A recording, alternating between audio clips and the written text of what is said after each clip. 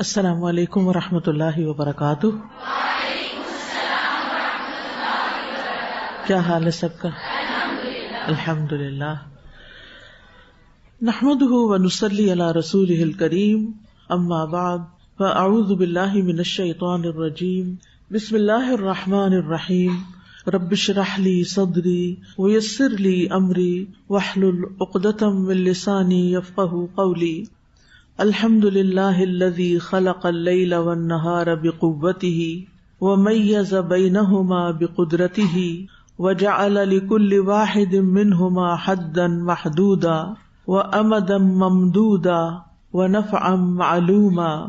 اللہم انت ربی الغنی وانا عبدک الفقیر وعذابی لا یزید فی ملکک مثقال ذرۃ انت ذو الملک والملکوت وذو العزة والجبروت وذو الجلال والإكرام، لا يزيد في ملكك طاعة الطائعين ولا تنقصه معصية العاصين، فاغفر لنا وارحمنا برحمتك يا أرحم الراحمين۔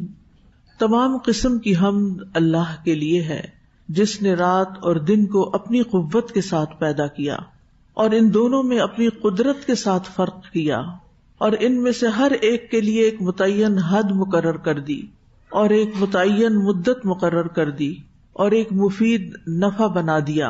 اے اللہ، تو میرا رب ہے جو غنی اور بے نیاز ہے، اور میں تیرا بندہ ہوں جو کہ فقیر ہے، اور تیرا مجھے عذاب کرنا تیری بادشاہت میں ایک ذرے برابر اضافہ نہیں کرے گا۔ تو بادشاہت اور سلطنت کا مالک ہے، اور تو عزت اور قوت کا مالک ہے، اور تو بڑائی اور اکرام والا ہے۔ اطاعت کرنے والوں کی اطاعت تیری بادشاہت میں اضافہ نہیں کر سکتی، اور نافرمانی کرنے والوں کی نافرمانی اس میں کوئی کمی نہیں کر سکتی۔ بس اے ہمارے رب، اے اللہ، ہماری بخشش فرما دے اور اپنی رحمت کے ساتھ ہم پر رحم فرما دے، اے سب رحم کرنے والوں سے زیادہ رحم کرنے والے۔ نحن نقص عليك أحسن القصص بما أوحينا إليك هذا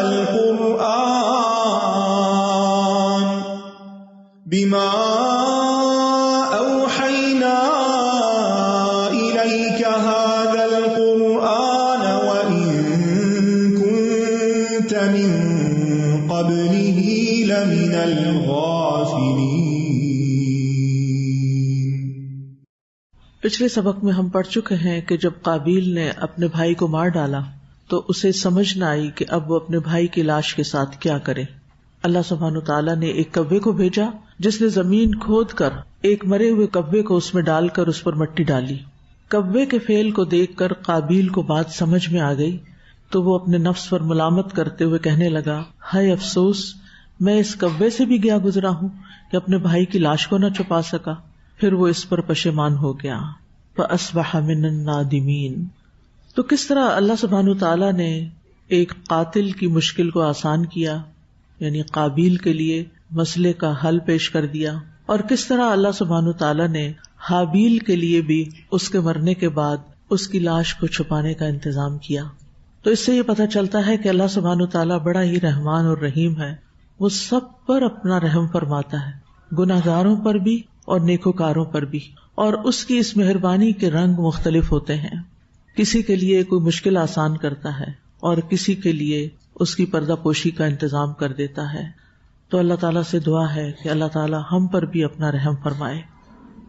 ہم اس آیت سے نکلنے والے اسباق کو پڑھ رہے تھے، تو اس میں ہم دیکھتے ہیں کہ اللہ سبحانہ تعالیٰ بے نیاز ہے، وہ جس سے چاہے اپنا کام لے لے۔ ہم دیکھتے ہیں کہ ملکہ سبا تک اسلام پہنچا کس کے ذریعے؟ ہدہد کے ذریعے۔ ہدہد ایک پرندہ تھا، اس کے ذریعے پیغام رسانی کا کام کیا گیا اور اس نے بہت آسان طریقے سے یہ کام کیا۔ ہم دیکھتے ہیں کہ کبوتروں سے بھی یہ کام لیا جاتا رہا، اور یہاں ہم دیکھ رہے ہیں کہ اللہ سبحانہ تعالیٰ کوے کے ذریعے ایک انسان کو تعلیم دے رہے ہیں۔ انسان اشرف المخلوقات ہے، لیکن وہ عقل کل نہیں۔ بعض اوقات اس کی عقل اس کو سولوشن نہیں دیتی، لیکن وہ ماحول سے بہت کچھ سیکھ لیتا ہے اور اگر انسان کی نگاہیں عبرت والی ہوں تو وہ ہر واقعے سے کچھ نہ کچھ سیکھتا ہے، ہر بات سے کوئی نہ کوئی سبق نکال لیتا ہے. وہ اپنے احساسات کے اظہار کا طریقہ بھی جانتا ہے، اللہ نے اس کو سکھایا ہے. تو ہدایت دو طرح کی ہوتی ہے، ایک ہدایت جو قرآن و سنت میں آ گئی ہے، اور ایک ہدایت کو ہدایت بیانی کہتے ہیں کہ مختلف واقعات کے ذریعے انسان ہدایت پاتا ہے اگر ان پر وہ غور و فکر کرتا ہے. اور یہاں ہم دیکھتے ہیں کہ اللہ تعالیٰ نے کوے کے ذریعے ایک بڑے اہم معاملے کی طرف انسانیت کی رہنمائی کی. ہم عام طور پر پرندوں کو بھی دیکھتے ہیں، دیکھ دیکھ کے عادی ہو جاتے ہیں. کبھی کوئی ڈفرنٹ کلر کا یا ڈیزائن کا پرندہ نظر آ جائے تو اس کی طرف تھوڑی سی دیر متوجہ ہوتے ہیں، یا مختلف آواز آتی ہے جب مائگریشن ہوتی ہے پرندوں کی تو اس وقت کچھ نئے قسم کی چیزیں نظر آتی ہیں، یا پھر ہم مختلف ویڈیو کلپس میں دیکھ لیتے ہیں رنگا رنگ کے پرندے. لیکن عموماً ہم ان پرندوں کو جو کروڑوں کی تعداد میں پائے جاتے ہیں جیسے کوا وغیرہ ہے ان پہ توجہ نہیں دیتے، ان کی حرکات پہ غور نہیں کرتے، ان سے کوئی سبق نہیں سیکھتے. اور صرف سبق نہیں بلکہ عبرت کہ جو یہ کر رہا ہے مجھے اس کی سطح پہ نہیں آنا، میں انسان ہوں، مجھے اس سے بہتر عمل کرنا ہے.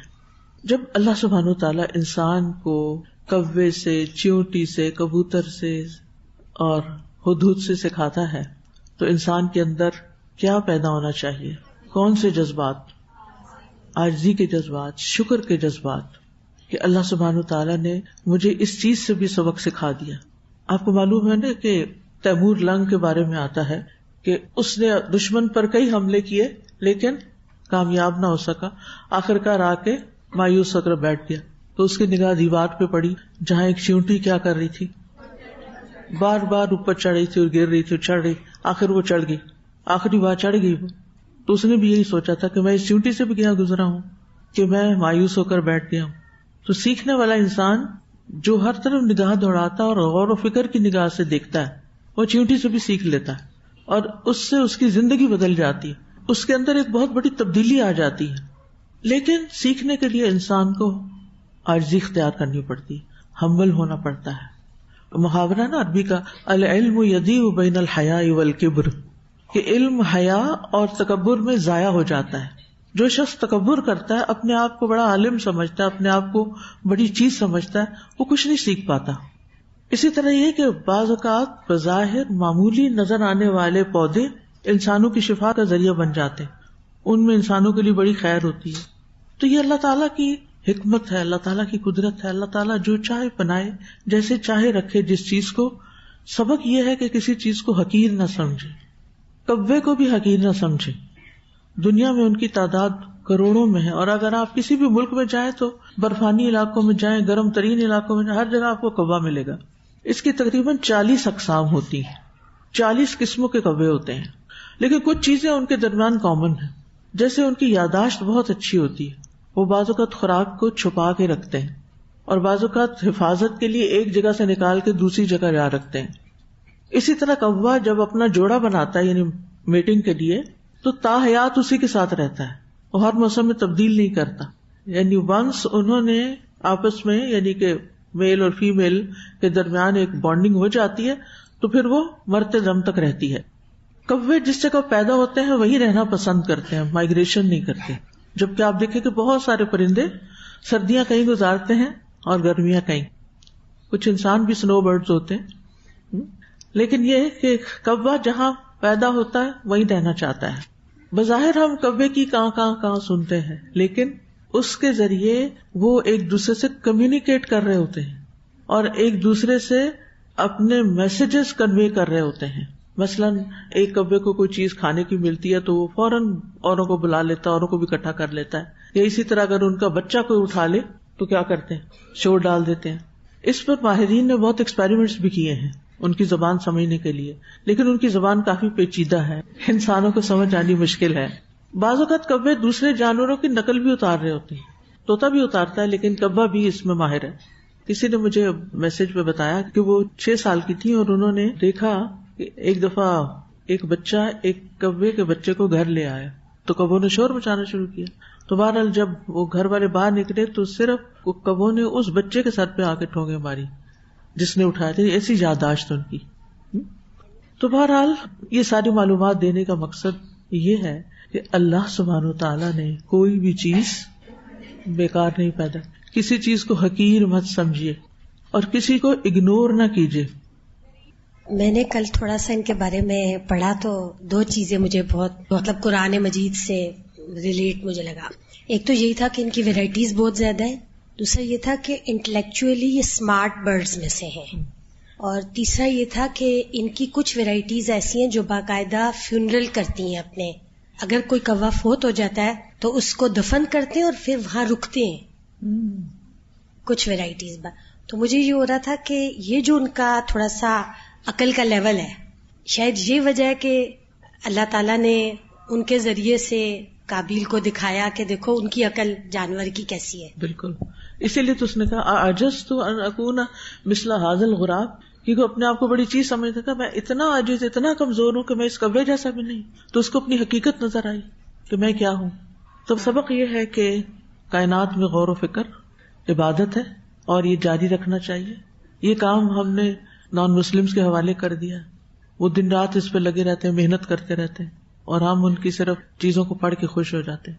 خود بھی غور کرنا چاہیے، خود بھی سیکھنا چاہیے. جو چیزیں آپ کے دائرہ کار میں آئیں ان کو اگنور نہ کریں، چاہے کوئی انسان ہو، چاہے کوئی کوا ہو، چاہے کوئی بھی ہو سکتا ہے. بعض اوقات آپ نے دیکھا کر پرندے آتے ہیں، ابھی گرمیاں شروع ہونے والی، پرندے آتے ہیں اور بولتے ہیں تھوڑی دیر اور پھر منہ ان کا ایسے کھلا کا کھلا ہوتا ہے. اس سے کیا سبق ملتا ہے؟ کیا کرنا چاہیے؟ پانی. سب لوگ ایک ایک کنالی خرید لیں. کنالی کیوں؟ کنالی اس لیے کہ ایک تو وہ بھاری ہوتی ہے، جب بہت سارے پرندے اگر اس میں بیٹھ بھی جائیں تو وہ پانی گرے گا نہیں. دوسرا یہ کہ پلاسٹک تو ہمیں اپنے لیے بھی پسند نہیں، تو پرندوں کے لیے بھی نہ کریں. تیسری بات یہ ہے کہ مٹی کے برتن میں پانی کچھ نہ کچھ ٹھنڈا رہتا ہے. تو اگر ہو سکے تو ابھی سے اگر آپ نے سردیوں میں کنالیاں اندر بند کر کے رکھ دی تو باہر نکال لیں. آپ کو پتا نہیں کہ جہنم والے پانی مانگیں گے، اور دنیا میں پانی پلانا جو ہے وہ آخرت کے عذاب سے بچانے کا ذریعہ ہے. چاہے انسانوں کو پانی پلانا ہو یا جانوروں کو.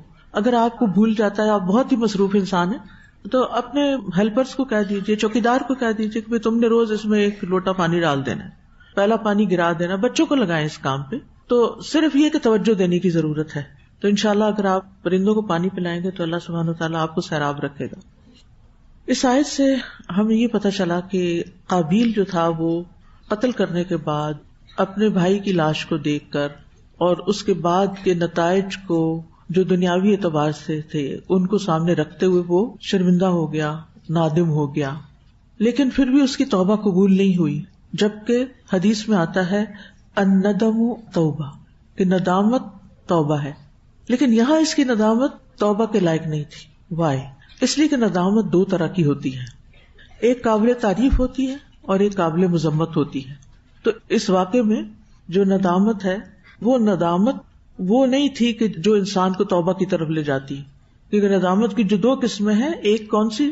وہ ندامت جو توبہ کی طرف لے جاتی ہے، اور دوسری وہ ندامت جو ایک عاجز، ناکام اور خسارہ اٹھانے والے انسان کی ہوتی ہے. یعنی جب ہمیں کوئی فیلئر ہوتا ہے زندگی میں تو اس وقت ہم شرمندہ ہوتے ہیں، پریشان ہوتے ہیں. کس بات پہ؟ کہ ہائے اب لوگ کیا کہیں گے، ہائے لوگ کیا کہیں گے.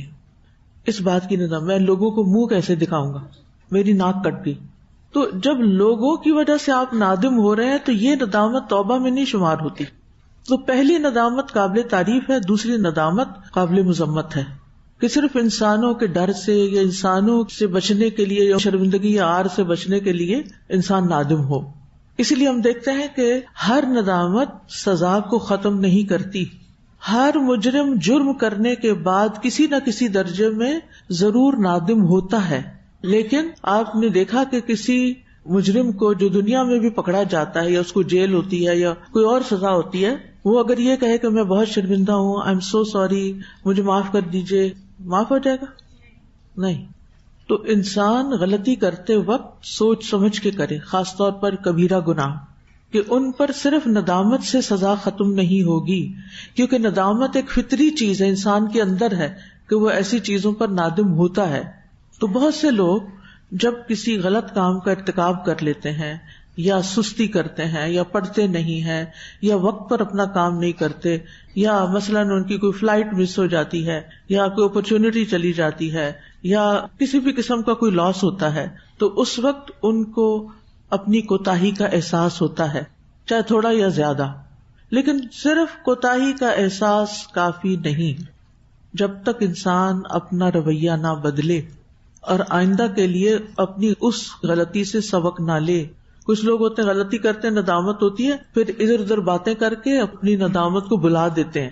ایسے ہی ہوتا ہے نا، یعنی جب ہمیں کوئی شرمندگی ہوتی ہے تو پھر ہم کیا کرتے ہیں، یا کوئی لاس ہوتا ہے، کوئی ریگریٹس ہوتے ہیں، پھر ہم کیا کرتے ہیں، پھر کبھی کسی کو کال کرتے ہیں، کبھی کسی سے ڈسکس کرتے ہیں. یہ سارا عمل کیا ہے، یہ ہم کیا کر رہے ہوتے ہیں، اس کو قصہ سنا، اس کو سنا، اس کو سنا، کیوں؟ یعنی ہم وینٹ آؤٹ کر سکیں، وہ جو اندر شرمندگی یا ندامت یا ریگریٹ کا احساس ہے وہ باتیں کر کر کے باہر نکل جائے. کیا یہ ایک درست سولوشن ہے؟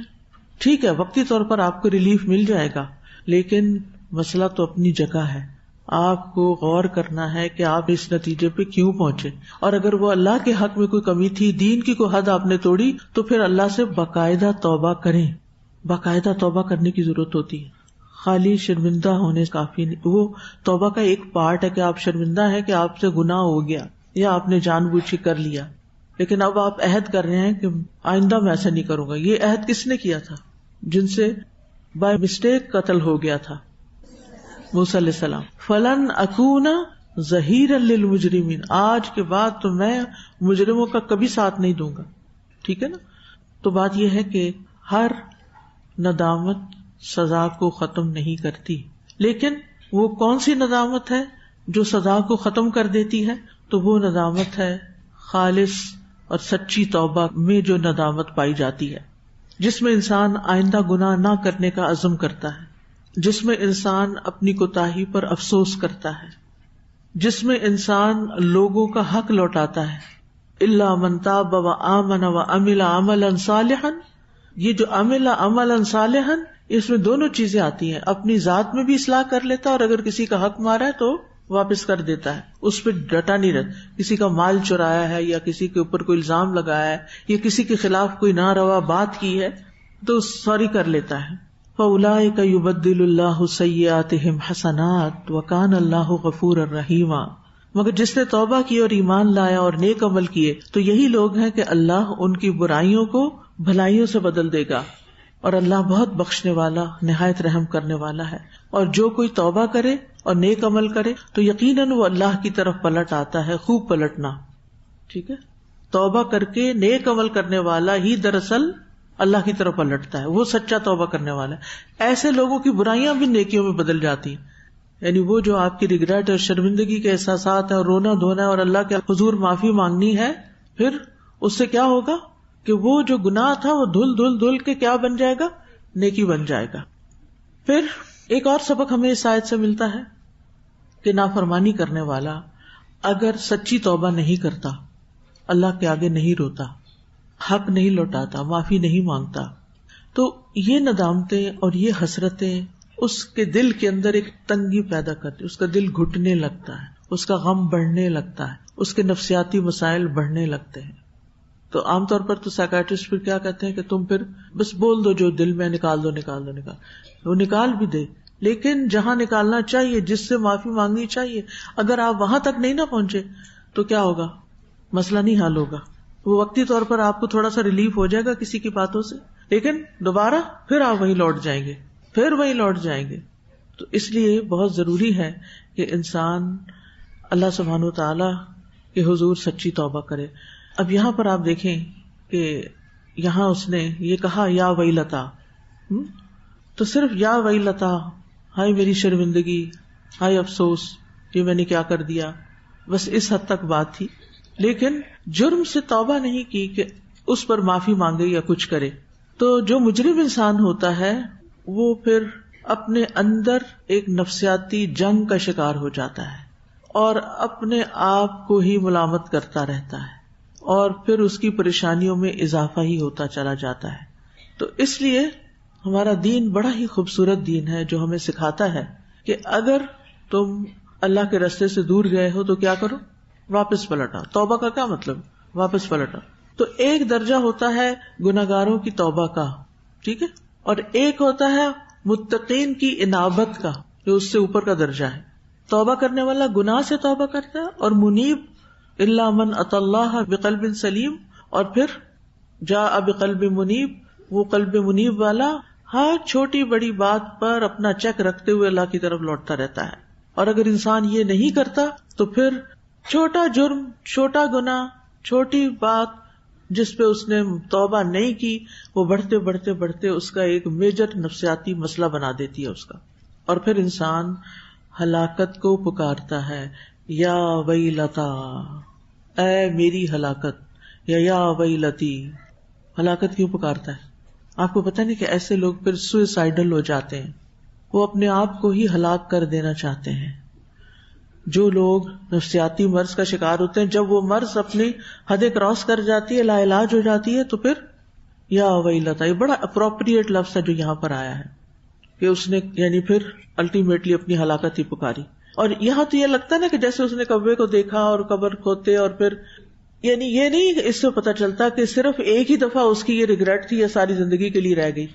کیونکہ ایسے خیالات انسان کو بار بار آتے رہتے ہیں، ہائے میں نے فلاں موقع پر یہ کیا تھا، مجھے یہ نہیں کرنا چاہیے تھا. تو اب کیا ہے، اگر کیا تھا اور نہیں کرنا چاہیے تھا، آپ نے اعتراف کر لیا، اب اللہ سے معافی مانگ لیں اور اس کے بدلے میں کوئی نیک کام کریں. کیونکہ ان الحسنات یذھبن السیئات. اور اس سے کیا ہوتا ہے، اور اس میں خاص طور پر صدقہ بہت فائدہ دیتا ہے، کیونکہ صدقے سے دل کی تنگی کا علاج ہوتا ہے. صدقہ بیماریوں کا علاج بھی ہے نا، تو داؤ مرداکم بصدقات، اپنے مریضوں کا علاج صدقے سے کرو.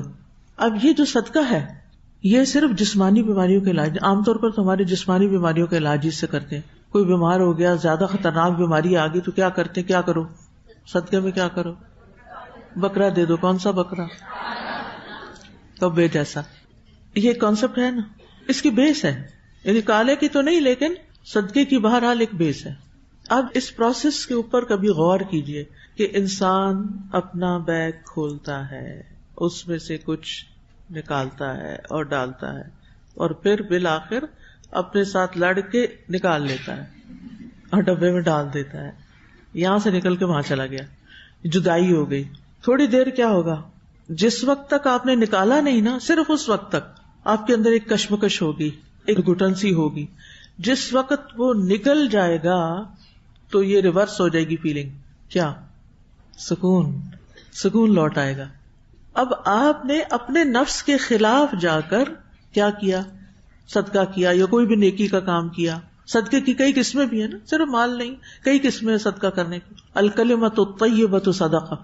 ایک شخص کا ہر وقت موڈ آف رہتا ہے، آپ کو اس سے بات کرنا بڑا ہی مشکل لگتا ہے، لیکن آپ اس سے پھر بھی اچھے طریقے سے بولتے ہیں، دل نہیں کر رہا آپ کا، تو ہو سکتا ہے کہ وہ اسمائل ہی کر دے، تو پھر کیا ہوگا، واپس آپ کو کیا ملے گا، آپ کی اپنی گھٹن. وہ جو کولڈ وار چل رہی تھی نا گھر میں دو لوگوں کے بیچ میں، وہ ختم ہو جائے گی اور آپ ریلیکس ہو جائیں گے. آپ اس بیماری سے باہر نکل آئیں گے، آپ اس دل کی تنگی سے باہر نکل آئیں گے. وَأُحْتِرَتِ الْأَنفُسُ الشُّحَّ. تو شح کا علاج صدقے میں ہے، دوسروں کے ساتھ بھلائی کرنے میں، کسی بھی قسم کی بھلائی جو آپ کر سکے. یعنی دل کی تنگی کا علاج قرآن کی تلاوت سے بھی ہوتا ہے، لیکن دل کی تنگی کا علاج خدمت خلق سے بھی ہوتا ہے. پھر ایک اور سبق ہمیں لینا چاہیے اس آیت سے، کہ انسان ماضی کی غلطیوں سے سبق لے، ان پہ صرف افسوس نہ کرے، کیونکہ یہاں پر وہ صرف ایک افسوس کی حد تک کہہ رہا ہے. اور یہاں بھی آپ دیکھیں جو کہہ بھی رہا نا، یا ویلتا اعجزت، فوکس کس پہ ہے، اس کا اپنے آپ پہ ہے نا. میں اتنا بھی نہیں، یعنی میں تو اپنے آپ کو بڑی چیز سمجھتا تھا، تو مجھ سے تو یہ بھی نہیں ہو سکا، یہ کیا ہوا، یہ تو نہیں ہونا چاہیے تھا. جو متکبر انسان ہوتا ہے نا، وہ اپنی غلطی بھی اس طرح نہیں مانتا جیسے ماننی چاہیے. اعجزت، کیا میں عاجز ہوں؟ جواب کیا ہوگا، ہاں ہو، یا نہیں تم نہیں ہو. تو کیا واقعی ایسا ہے؟ یعنی یہ سوال ہے نا اس کا، اعجزت، کیا میں عاجز آ گیا کہ میں اس جیسا کام بھی نہ کر سکوں؟ تو وہ ایک سوالیہ انداز ہے. اس کا انداز یہ نہیں ہے کہ میں تو واقعی بڑا عاجز ہوں، میں تو بڑا ہی کمزور ہوں، مجھ سے تو یہ بھی نہ ہو سکا. نہیں، عاجز تو انداز اس کا بڑا مختلف ہے. تو بعض لوگ ماضی میں جو غلطیاں کی ہوتی ہیں، ہم سب نے کی ہوئی ہیں، ہم میں سے کوئی بھی فرشتہ نہیں ہے. بچپن میں، جوانی میں، بڑھاپے میں، زندگی کے ہر سٹیج پہ ڈفرینٹ قسم کی ہماری آزمائشیں ہوتی ہیں. کسی میں پاس ہو جاتے ہیں، کسی میں فیل ہو جاتے ہیں، کیونکہ انسان کے لیے غلطی کرنا اس کی فطرت کا ایک حصہ ہے سمجھو. تو اس سے مسٹیکس ہوگی، لیکن یہ مسٹیکس ہمیں کچھ سکھانے کے لیے آتی ہیں، سبق لینے کے لیے. صرف افسوس کے لیے نہیں، صرف یہ نہیں کاش یہ نہ ہوتا، کاش وہ نہ ہوتا، کاش میں یہ نہ کرتی، کاش میں وہاں نہ جاتی، کاش میں اسے دوستی نہ کرتی، کاش میں اس کو دوست نہ بناتی. یہ قیامت کے دن بھی لوگ کریں گے. جب کیا کہیں گے؟ یا لیتنی لم اتخذ فلانا خلیلا، کاش کہ میں فلاں کو دوست نہ بناتا. یہ وہاں بھی ہوگا، دنیا میں بھی ہم بس اتنا ہی کرتے ہیں، کاش میں اس کے ساتھ وہاں نہ جاتی، کاش میں اس کی بات نہ سنتی، وغیرہ وغیرہ. یہ جو کاش ہے نا، یہ صرف ریگریٹس ہی پیدا کرتا رہتا ہے. اس سے بھی باہر نکلنا چاہیے. ہماری ایک عام کمزوری ہے جو سب میں ایک درجے میں پائی جاتی ہے، اور وہ یہ کہ کچھ لوگ ہم میں سے ماضی میں جیتے ہیں، جو کہ اکثریت ہے لوگوں کی. ماضی یہ ہو گیا، فلاں نے یہ کر دیا، یعنی ماضی قریب یا ماضی بعید، دونوں کا سفر جاری رہتا ہے پیچھے مڑ مڑ کے. اگر آج کسی نے صبح کچھ بات کہہ دی تھی تو وہ، یا کوئی اچھی بات بھی کہہ دی تو وہ مڑ مڑ کے وہی یاد آتی رہے گی. یا کوئی انسان چلا گیا زندگی سے تو وہ یاد آتا رہے گا، یا کوئی غلطی ہو گئی تو وہ یاد آتی رہے گی. رمضان میں خاص طور پر جب تھوڑی سی ہم دعاؤں میں یا عبادت میں بہتری کرتے ہیں تو ہمارا اندر ریویل ہونے لگتا ہے نا. جب دل صاف ہوتا ہے نا تو پھر ہمیں اپنی غلطیاں بھی ذرا نظر آنے لگتی ہیں. عام روزمرہ زندگی کی بھاگ دوڑ میں کم نظر آتی ہیں. اچھا، تو انسانوں کی اکثریت اس غلطی کا شکار رہتی ہے کہ وہ ماضی کو بہت یاد کرتی. بہت کم لوگ ہوتے ہیں جو حال میں رہتے ہیں. اس وقت کیا کرنا ہے؟ اس وقت مجھے سونا نہیں ہے. یہ سونے کی کلاس نہیں بلکہ سونے کی کلاس ہے. ٹھیک ہے نا؟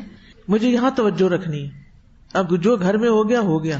اگر چولہا بند کرنا بھول گئے تھے تو کوئی بات نہیں، کیونکہ بار بار نا نفس کے اندر سے وسوسے اٹھتے رہتے ہیں. وہ میرا خیال ہے آج میں نے یہ کام نہیں کیا تھا، او ہو فلاں کے ساتھ میں نے وعدہ کیا، وہ یہ ہو گیا. ان باتوں کو نہیں، حال میں رہے. اس وقت کیا ہو رہا ہے، تبھی آپ غور و فکر کر سکیں، تبھی آپ سبق سیکھ سکیں گے، تبھی اپنی زندگی بہتر بنا سکیں. کچھ لوگ فیوچر کے خوف کا شکار رہتے ہیں. ہمارا کیا بنے گا، ہم بوڑھے ہوتے جا رہے ہیں، ہمارا کوئی سنبھالنے والا، ہمارا کیا بنے گا. بس اسی غم میں گھلے چلے جاتے ہیں. کیا کریں؟ ایسے سارے مسائل کو اللہ کے سپرد کر دیں. جس نے پیدا کیا نا، ہم اس کی مخلوق ہیں، وہ ہماری ٹیک کیئر کرے گا، وہ کوئی بندوبست کر دے گا. مجھے اس وقت یہ سوچنے کی ضرورت نہیں، اور نہ میں یہاں بیٹھ کے سوچ کے اپنے مستقبل کو سنوار سکتی ہوں. ٹھیک ہے، کچھ پلاننگ کرنی چاہیے، لیکن ہر وقت دماغ پہ سوار نہیں کرنا کسی چیز کو. تو ایسی سوچیں تباہ کن سوچیں ہوتی ہیں، اور غیر ضروری قسم کی ٹینشن انسان کے اندر پیدا کر دیتی ہیں. بیٹھے بیٹھے آپ پریشان ہو اٹھتے ہیں، اور ایسی ٹینشن جو ہوتی ہے وہ ایک ہلاک کرنے والی چیز ہوتی ہے انسان کو، اور جس سے کئی قسم کی بیماریاں بھی پیدا ہوتی ہیں. اور یہ بات اب پروون ہے کہ سٹریس جو ہے وہ کئی خطرناک بیماریاں پیدا کرتا ہے. تو ایسی سوچیں، یعنی سمپل ورڈز میں ایسی سوچیں جو آپ کے سٹریس لیول میں اضافہ کریں، ان سے ہر صورت چھٹکارا پائیں، ان سے باہر نکلیں، اور اپنے دل کو قلب مطمئن بنائیں.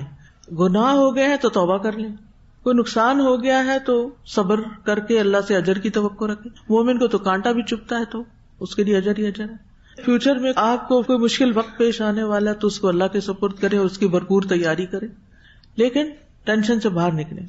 تو ماضی کی تلخ یادوں میں جینا ایسی عادت ہے جس کا نقصان یقینی ہے، لازم ہے، اور فائدہ کچھ بھی نہیں. کیونکہ جو ہاتھ سے نکل گیا وہ نکل گیا، اب وہ آپ پکڑ نہیں سکتے، واپس نہیں لا سکتے، پیچھے ٹریول نہیں کر سکتے.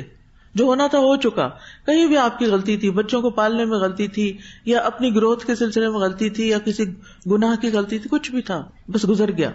اور ہمارے دین نے ہمیں اتنا خوبصورت رستہ دکھایا ہے توبہ کا کہ جس سے انسان پرسکون ہو جاتا ہے. پھر کیونکہ صرف افسوس کرتے رہنا، صرف ذہن میں تلخ باتیں یاد رکھنا، نیگیٹیوٹی رکھنا، یہ عقل مند انسان کے لیے فائدہ نہیں. عقل مند انسان وہ ہے اس کو اس وقت زندگی میں نیکی کرنے کے، اچھے کام کرنے کے بھرپور مواقع ملے ہوئے ہیں، اور وہ ہر موقع سے فائدہ اٹھا رہا ہے. دیکھیں، ایک الرٹ مائنڈ کا انسان ہی ہر موقع سے فائدہ اٹھائے گا نا. جو چلتے ہوئے بھی سو رہا ہے، اور جو بیٹھ کے بھی سو رہا ہے، اور جو بس اپنے اندر ہی گھومے اور پتہ نہیں کہاں ماضی میں بیٹھا ہوا جا کے، وہ اپنی زندگی سے کیا فائدہ اٹھا سکتا ہے؟ یہ ایک دفعہ ملی ہے، ہم نے اس سے فائدہ اٹھانا ہے. ایسی ساری ندامتوں سے اور ایسی چیزوں سے باہر نکلنا ہے. اب اس کے لیے تھوڑا سا اپنا ذاتی جائزہ لے لیں، اپنے اوپر کام کریں، اپنی جرنلنگ جو میں نے آپ کو کہا کریں، لکھ لیا کریں کچھ چیزیں. تو اس میں آپ یہ لکھیں کہ جس چیز کی بھی مجھے گلٹ ہے اس کے پیچھے میری کیا فیلنگز ہیں، میں کس بات پہ نادم ہوں.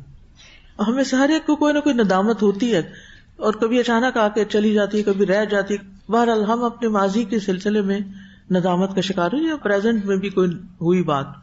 تو بیسیکلی میں کس بات پہ نادم ہوں اس چیز کو آئیڈینٹیفائی کریں. میں نادم ہوں اس چیز پہ، لکھ لیں اس چیز کو. تو ہمیں اپنے اندر کی ہر چیز کو ڈیٹیکٹ کرنا ہے، چاہے وہ انوی ہے، چاہے اینگر ہے، چاہے ریگریٹس ہیں، چاہے کوئی خوف ہے، کوئی بھی چیز لکھیں اس کو کہ مجھے اس چیز کا خوف ہے، کیوں ہے. پھر اپنی موجودہ عادت کا جائزہ لیا کریں کہ صبح سے لے کے اب تک میں کن کن باتوں پہ پریشان ہوئی ہوں. حال کی، ایک تو ماضی کی نا، ایک حال کی. کیا اس پریشانی کی وجہ سے میرے ایموشنز اوپر نیچے ہوئے ہیں؟ بعض اوقات ہمیں کوئی چیز چبھی بھی ہوتی ہے مگر ہمیں سمجھ نہیں آ رہی ہوتی، ہم کھوج نہیں کر پاتے کہ یہ کیا ہوا تھا. ہوتا ہے نا، دل خراب ہونے لگتا ہے، سمجھ نہیں آتی پتہ نہیں کیا ہوا، پتہ نہیں کیا.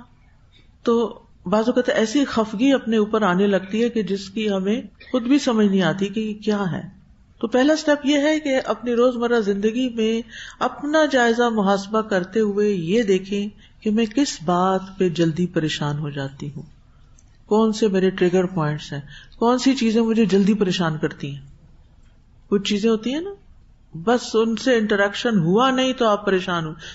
کچھ خاص لوگ نظر آئے تو آپ پریشان ہو گئے. کوئی خاص کھانے کی چیز دیکھی تو پریشان ہو گئے کہ یہ فلاں وقت میں نے کھایا تھا اور مجھے فوڈ پوائزننگ ہو گئی تھی. یعنی ہمارے موجودہ جو نظر آنے والی چیزیں نا، ان کا کوئی ہمارے پاسٹ ایکسپیرینس کے ساتھ ایک کنیکشن ہوتا ہے. تو پاسٹ کو سمجھنے کے لیے موجودہ اپنے دل کی کیفیت کو لازم پرکھے کہ یہ آج جس بات میں پریشان ہوئی ہوں کیوں پریشان ہوئی. اور پھر آپ دیکھیں کہ اس کی وجہ سے ہو کیا رہا ہے مجھ پہ.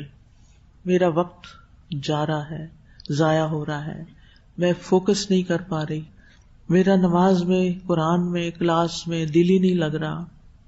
تو سب سے پہلے کنفرم کریں کہ کیا چیز ہے جو آپ کو بادر کر رہی ہے. وہ جو چھوٹا سا کانٹا چبھ جاتا ہے نا، ہوتا اتنا چھوٹا سا ہے، کیا مجال جی آرام سے بیٹھنے دے جب تک اس کو نکالنا نہیں. ایسے دل میں بھی کچھ باتیں چبھی ہوئی ہوتی ہیں، نہیں آرام کر سکتے جب تک آپ ان کو نکال نہ دیں. اب آپ نے آئیڈینٹیفائی کر لیا، اور یہ آپ نے خود ہی کرنا ہے اپنا، کہ کیا چیز تھی، کیا چیز غور کرتے جائیں آپ پکڑ لیں گے اس کو. او یہ تھی، ٹھیک ہے نا. مثلاً آپ صبح اٹھتے ہیں، شیشے میں اپنا منہ دیکھتے ہیں تو ایک ریڈ سا ڈاٹ نظر آتا ہے. آپ کیا سوچتے ہیں؟ رات کوئی مچھر آیا تھا جو مجھے کاٹ گیا. ساتھ ہی آپ کو ڈینگی یاد آ جاتا ہے. تو اب کیا کریں گے اگلے دن کے لیے؟ سوتے وقت میک شور کریں گے کہ مچھر نہیں ہو. یہ آپ نے کیسے کر لیا کہ اگلے دن آپ سارے کمرے کو دیکھ رہے ہیں، اسپرے کر رہے ہیں، جو بھی کر رہے ہیں، کیونکہ آئیڈینٹیفائی کر لیا آپ نے کہ یہ ڈاٹ مچھر کے کانٹے کا ہے. تو آئیڈینٹیفائی کر لیں، پھر اس کے بعد اس کے آپ علاج کی طرف آئیں گے. سب سے پہلی بات یہ ہے کہ آپ اپنی فیلنگز کو ویلیڈیٹ کریں. ویلیڈیٹ کا مطلب سمجھ، یعنی ان کو محسوس کر کے ان کو جانچے ایک طرح سے، اور انہیں کہے اٹس اوکے، ایسے ہو جاتا ہے، انسان سے غلطی ہو جاتی ہے. یعنی جو بھی ریزن ہے، اب مچھر ہے تو موسم بدل رہا ہے، مجھے کھڑکیاں دروازے بند کر کے رکھنے ہیں، تو it's not a big deal. ہر مچھر ڈینگی والا نہیں ہوتا، تو مجھے اتنا خوف نہیں اپنے اوپر سوار کر لینا چاہیے کہ میں کہیں مر ہی نہ جاؤں. تو اینالائز کرنے کے بعد اس گلٹ کو اپنے سے نکالنے کے لیے پھر اس کی وجوہات پر غور کریں گے، اور پھر آپ جانیں گے کہ یہ اس موسم میں ہونا ہے اور یہ ہوگا، اور یہ ہو جاتا ہے. مثلاً آپ کے منہ سے کوئی بات نکل گئی جس کے بعد آپ بے چین ہیں، ہم انسان ہوں، ایسا ہو جاتا ہے. بازو کا ٹیچر سے کوئی سوال کرتا ہے، جواب نہیں آتا، وہ کیا کرتا ہے؟ اپنے سے کوئی بات بنا کے جواب دے دیتا ہے. بعد میں کیا ہوتا ہے پھر؟ اس وقت تو جان چھڑا لی، اپنا امیج برقرار رکھا، لیکن بعد میں اندر نے ستانا شروع کر دیا. دوسرے کو چپ کرا دیا، اپنے کو کیسے چپ کرائیں گے؟ اب یہ طریقہ آپ کو آنا چاہیے. آپ کو پتا چل گیا کہ آپ کی یہ بے چینی کیوں ہے، وجہ بھی پتا چل گئی کہ میں نے اپنی ریپوٹیشن کے لیے کیا تھا، اپنے امیج کے لیے کیا تھا، اور جو کہ ایک غلط بیانی تھی. اچھا، یہ غلط بیانی کیوں ہوئی؟ کیونکہ میرے اندر ایک فیئر تھا فیئر کیا تھا کہ اسٹوڈنٹ کے دل سے میرا روب چلا جائے گا، یعنی ریپوٹیشن خراب ہونے کا ڈر تھا. تو ہم بھول گئے کہ اس وقت یہ نہیں کرنا. تو آپ سوچیں کہ میری اصل حقیقت کیا ہے، میری اصل ریپوٹیشن کیا ہے، میرا اصل امیج کہاں ہے، مجھے کس کی نگاہوں میں اپنا امیج بنانا چاہیے؟ اللہ کی. تو کیا اس کام کو کر کے اللہ کی نگاہوں میں امیج بن گیا؟ نہیں. پھر آپ دیکھیں کہ بڑے بڑے اسکالرس تھے، وہ کیا کہتے تھے؟ امام مالک کیا کہتے تھے؟ لا ادری، مجھے نہیں معلوم. کتنا ریلیکس، لا ادری، مجھے نہیں معلوم. اگر آپ اقرار کر لیتے ہیں کہ مجھے نہیں معلوم، اور ہر بندے کو ہر چیز معلوم نہیں ہوتی، تو اس کے بعد کا نتیجہ کچھ اور ہوگا. اب اگر یہ لکھ لیں آپ کہ مجھ سے یہ غلطی ہوئی، آپ نے اقرار کر لیا، لیکن ہر بندہ یہاں تک نہیں پہنچتا کہ وہ اپنی غلطی کو وہاں سے نکال کے آئیڈینٹیفائی کرے. تو سب سے پہلے بیڈ فیلنگ کی کاز کو آئیڈینٹیفائی کرنا ضروری ہے. جیسے کسی بھی بیماری کا صحیح علاج ہو ہی نہیں سکتا جب تک کہ ڈائگنوسس ٹھیک نہ ہو. اگر اس میں غلطی ہے نا تو دوائی غلط مل جائے گی، جب دوائی غلط ہوگی تو پھر کیا ہوگا؟ علاج غلط ہوگا. تو جب غلط علاج ہوگا تو کیا ہوگا؟ بیماری اور بڑھ جائے گی. ہم عام طور پر اس طرح کی روحانی بیماریوں میں یا ان گلٹس کے علاج میں غلط طریقہ علاج استعمال کرتے ہیں، جس کی وجہ سے وہ پریشانی وقتی طور پہ دب جاتی ہے، لیکن وہ کسی اور شکل میں نکل آتی ہے، وہ کچھ اور بن جائے. پھر ہمارے چڑچڑاپن پیدا ہو جاتا ہے، بیہیویئر ایشو آ جاتے ہیں. کبھی لوگ ڈھیٹ ہو جاتے ہیں، کبھی ضدی ہو جاتے ہیں، کبھی ان کو پرواہ ہی نہیں رہتی. کیا یہ سب ہیلتھی ایٹیٹیوڈ؟ یہ ہیلتھی نہیں ہے. ٹھیک ہے. اب آپ دیکھیں کہ بعض لوگ، جیسے پہلے میں نے کہا کہ صرف دوسروں کو جا کے بتاتے ہیں کہ ہم سے یہ ہو گیا اور ہماری یہ پریشانی ہے، لیکن کتنے لوگ ہوتے ہیں کہ جو ایمپتھی رکھتے ہیں. ایمپتھی کا مطلب پتا ہے نا کہ ان کو یہ احساس ہے کہ وہ سمجھتے ہوں آپ کی فیلنگز کو اور آپ کے ساتھ ایک ہمدردی بھی رکھتے ہوں اور آپ کی بات کو پوری طرح سمجھتے بھی ہوں.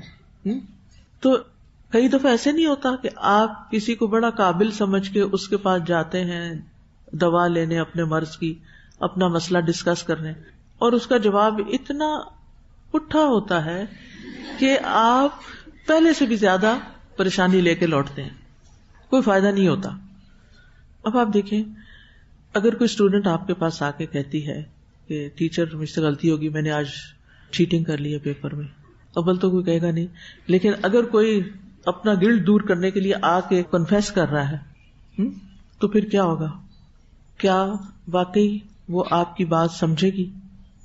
یعنی آپ نے جس سے بات کی، اگر اس کے اندر ایمپتھی ہو تو وہ فوراً دیکھے گی کہ کیا ریزن بنی، یہ بچہ یہاں تک کیوں پہنچا، وہ اس کا علاج کرے گی. اور اگر اس کے اندر ایمپتھی نہیں تو وہ کہے گی آپ قرآن پڑھنے والے لوگ ہیں، آپ کے اندر خدا خوفی نہیں ہے، آپ پھر بھی ایسا کرتے، اور بات ختم، نصیحت ہو گئی.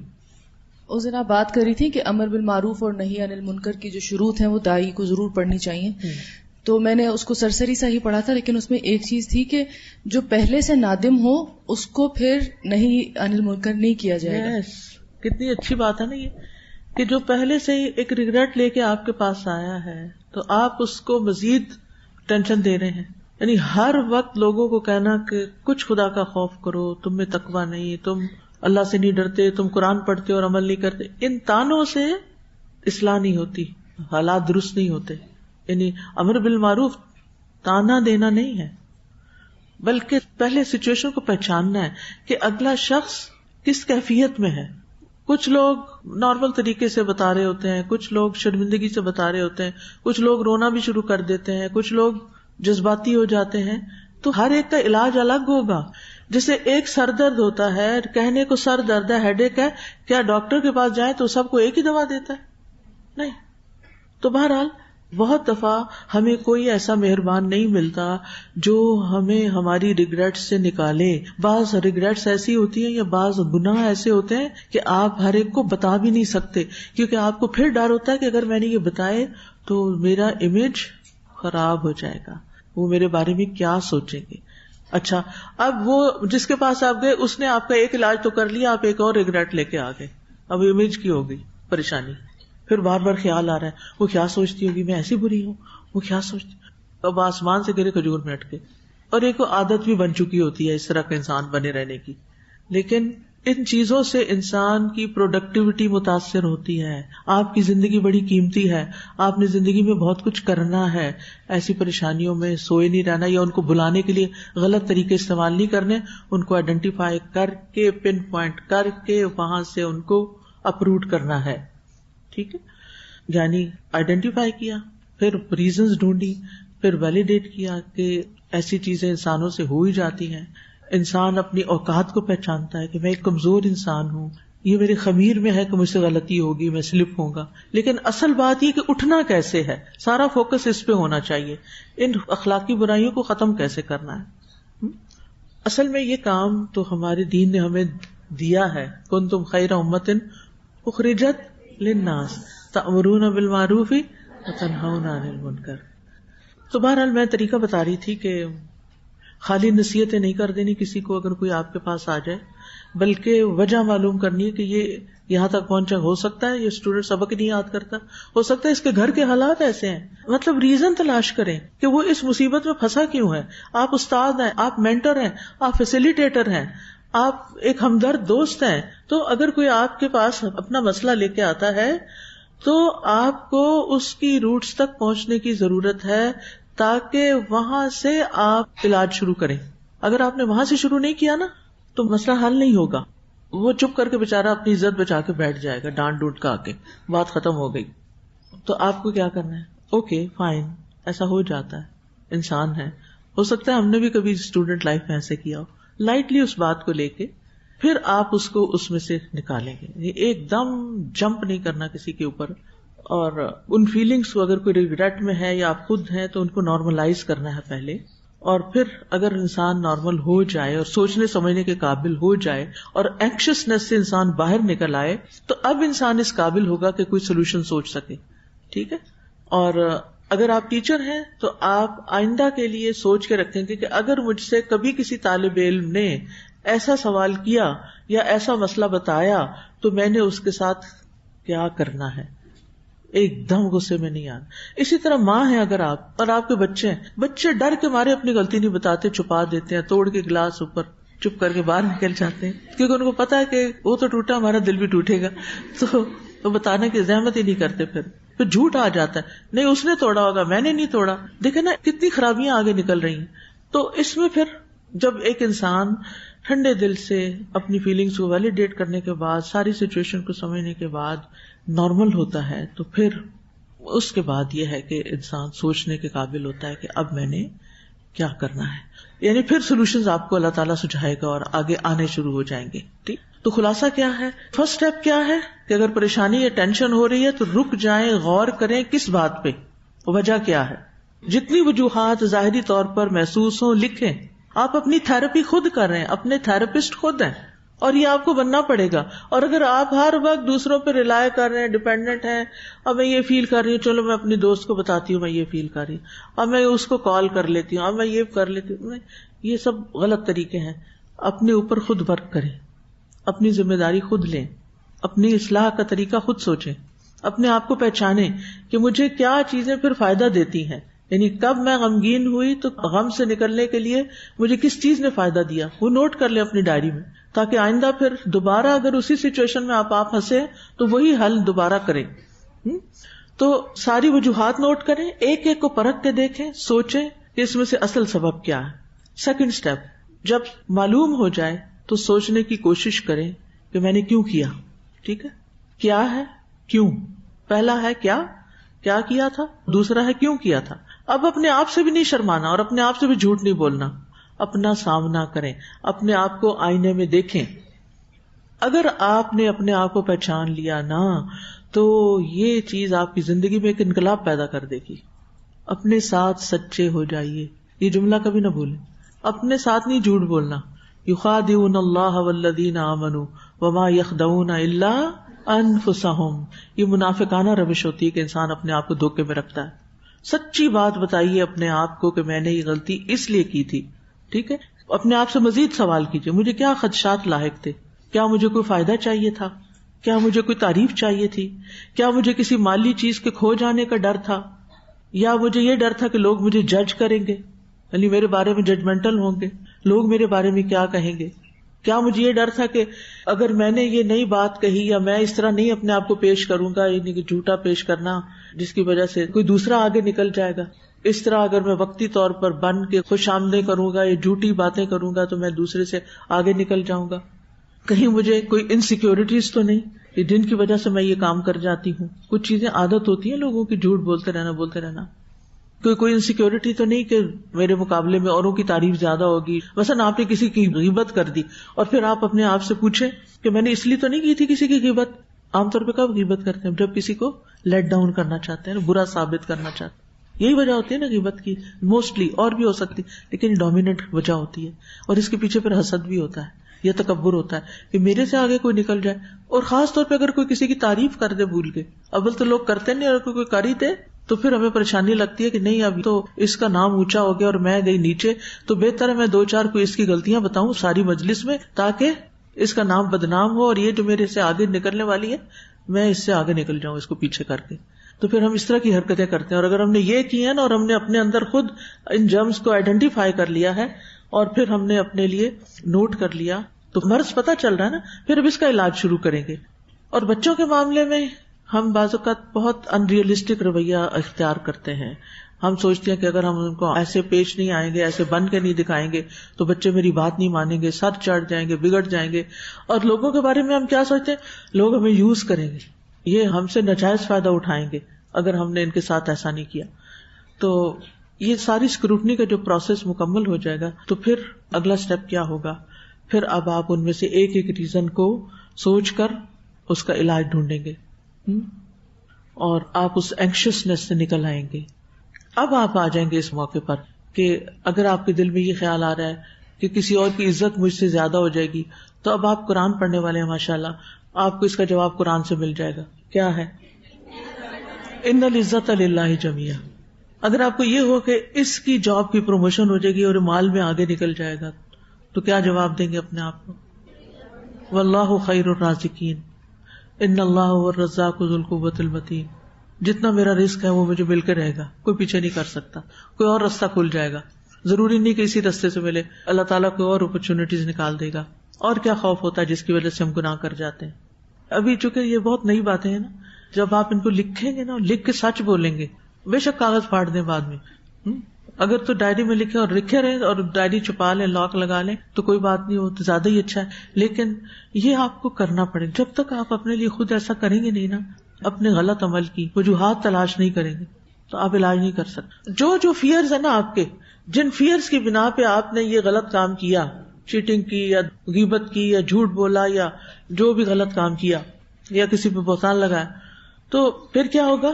پھر آپ ان وجوہات کو اپنی بیماری کی سمٹم سمجھ کر ان کا علاج کریں گے. ٹھیک ہے؟ اور پھر قرآن و سنت سے مدد لیں گے، پھر دعا سے مدد لیں گے. پھر یہ آخری سٹیپ کے طور پر آئے گا.